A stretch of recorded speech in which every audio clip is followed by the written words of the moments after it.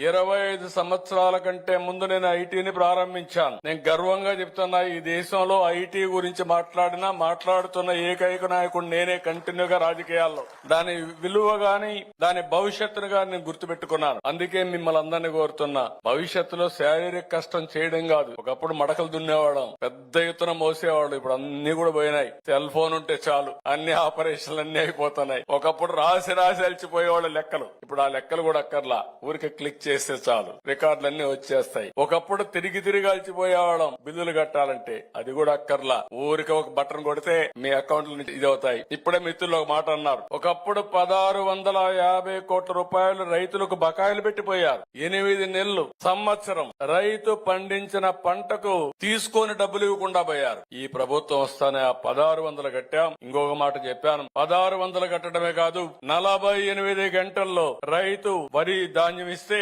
ధాన్యానికి తిరిగి వాళ్ళ బ్యాంక్ అకౌంట్ లో డబ్బులు వేసే ప్రభుత్వం ఈ ప్రభుత్వం అని చెప్పి కూడా నేను మీకు తెలియజేస్తున్నా. నేను ఇప్పుడే మాట్లాడితే ఇంకొక మాట కూడా అన్నాను, మేము 4 గంటలకే ఇస్తున్నాం సార్ మా కమిషన్ అంటే. 4 గంటలకు అవసరం ఏంటి? అవసరమైతే ఇన్స్టెంట్ గా ఇద్దాం. రైస్ మిల్లు డౌన్లోడ్ చేసుకుంటారు, ట్రాక్టర్ ని సంతకం పెడతాడు, కంప్యూటర్ లో ఎంటర్ చేస్తాడు. ఎంటర్ చేసిన నెక్స్ట్ మినిట్ లో రైతు అకౌంట్ కు డబ్బులు పడాలి.